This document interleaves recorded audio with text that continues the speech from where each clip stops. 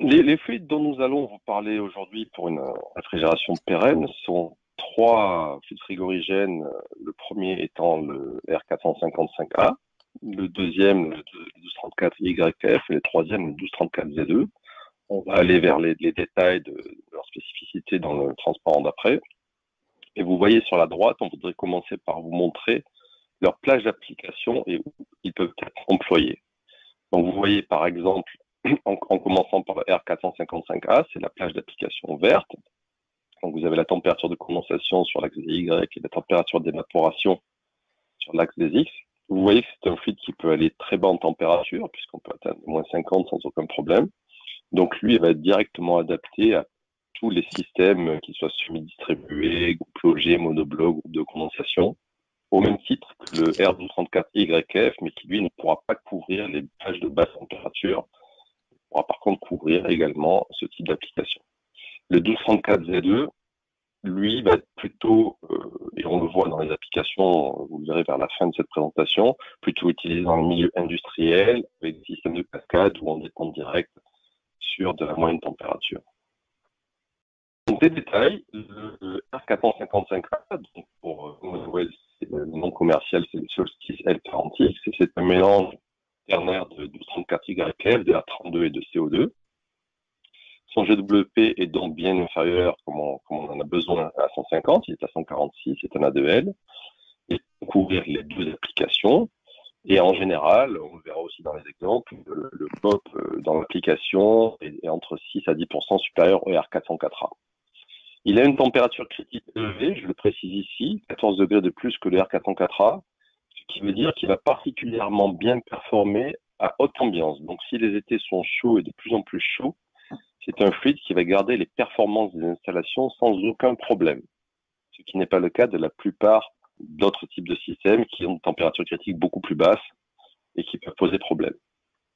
Le 1234YF est une molécule pure, donc GWP inférieur à 1, inférieur même que le CO2. Je l'ai dit, qui va se contenter de la réfrigération moyenne température avec des COP élevés, similaires au R134A. Et à droite, le 1234Z2, qui lui va avoir donc même type de caractéristiques. On va un peu différencier sur l'imperméabilité dans le transport d'acier, mais des COP qui là vont être même plus importants que le 134A, jusqu'à 5% de plus dans le système mesuré.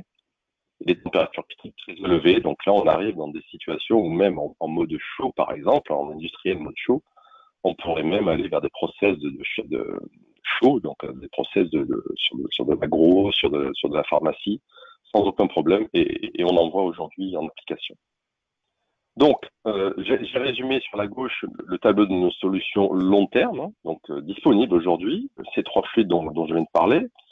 Et ce qu'il est important de comprendre, c'est les détails sur le risque et l'inflammabilité. Pourquoi nous avons choisi ces fluides-là? Donc, vous voyez sur la droite des graphes avec des barres bleues et des barres oranges. Donc, la barre bleue représente la concentration dans l'air pour qu'on puisse enflammer un mélange de ce fluide, quel qu'il soit, avec l'air. Donc, vous avez le R455A, le YF, le propane et le K154C qui sont tous des options pour le long terme. En orange, vous avez la plage d'inflammabilité de ces fluides en pourcentage qui représente en réalité la durée d'une flamme si on arrivait à l'enflammer. Et j'emploie bien le conditionnel et vous allez comprendre pourquoi. Donc si je prends les barres bleues, elles sont proportionnelles directement à la charge que vous pouvez avoir dans une installation. Donc vous voyez bien que le R455A et le 1234YF sont les deux fluides où on peut avoir le plus de charge par circuit dans une installation avant de pouvoir, en cas de fuite, générer une atmosphère inflammable. Ils ne sont pas explosifs, ils sont simplement inflammables. La barre orange, maintenant le petit 2, vous voyez que, par exemple, le R455A a une plage d'inflammabilité de seulement 1%. Alors, qu'est-ce que ça veut dire? Ça veut dire que si jamais on avait la possibilité, avec une énorme fuite, d'être dans cette plage de concentration avec l'air de 1%, ce qui est très difficile à obtenir, seule une stratification, un volume fermé et stagnant permet de l'atteindre, eh bien, imaginons qu'on arrive à créer une flamme. Cette flamme-là va consommer de l'air, puisqu'il faut de l'air pour qu'une flamme vive, et de ce fait va faire sortir le mélange dans sa stoichiométrie de la zone d'inflammabilité. C'est ce qu'on appelle un fluide auto-extinguible.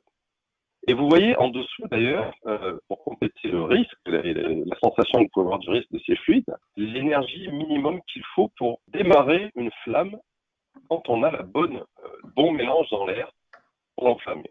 Et donc vous voyez que 455 A, il faut 317 millijoules.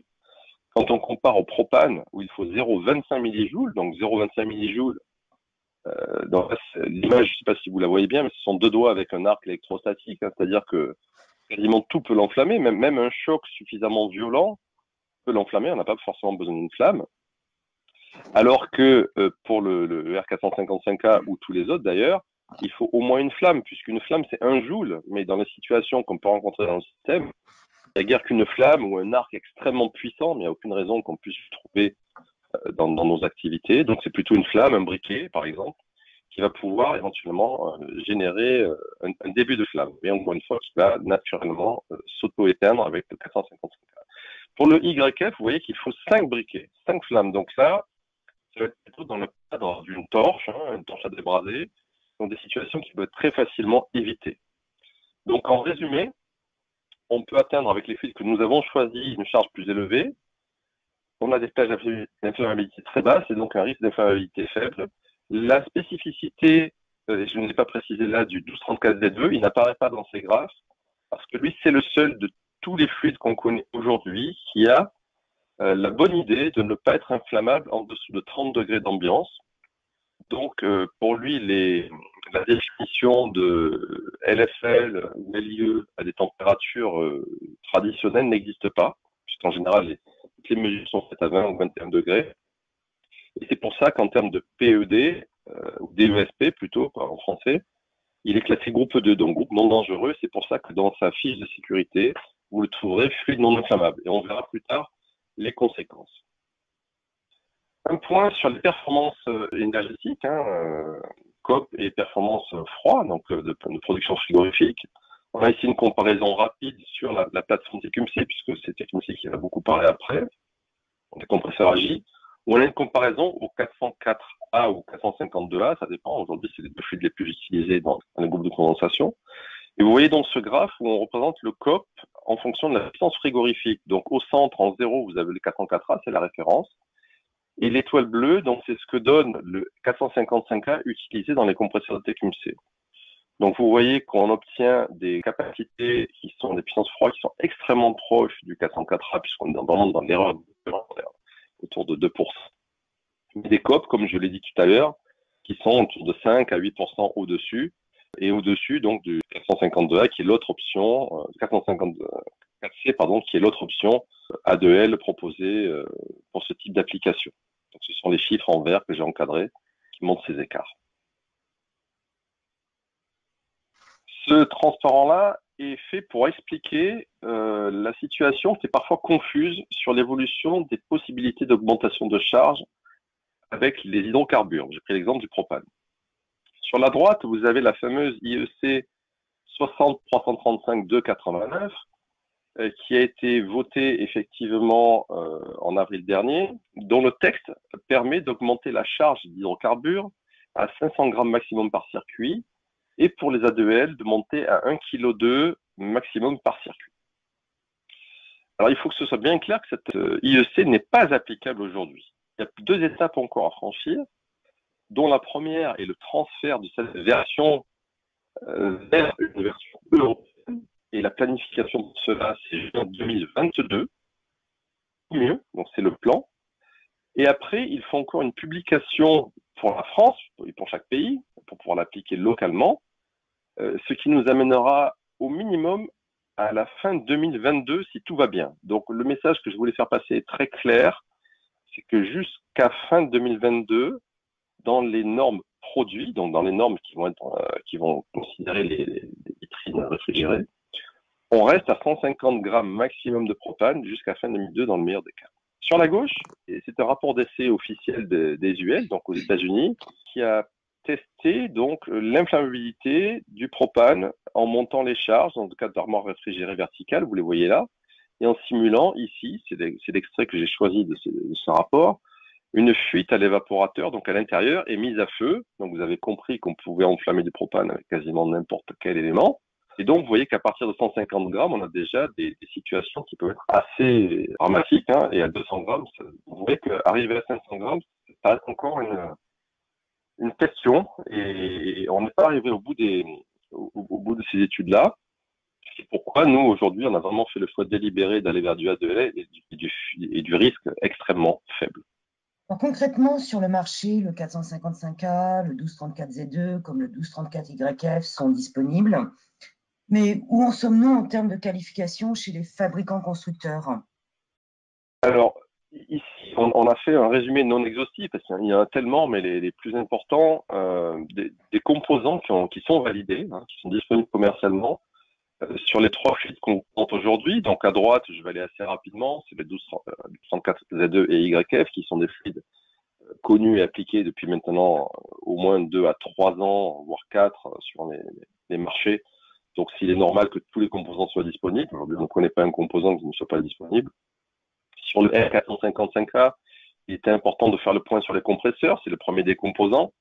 Et bien entendu, en vous rapprochant de Climalife ou de Honeywell ou de TQMC, vous pouvez avoir les informations sur les autres composants disponibles. Mais sur les compresseurs, donc vous voyez en fonction de la taille, dans les unités autonomes, les plugins ou des groupes de condensation avec des petits compresseurs inférieurs à 2 chevaux.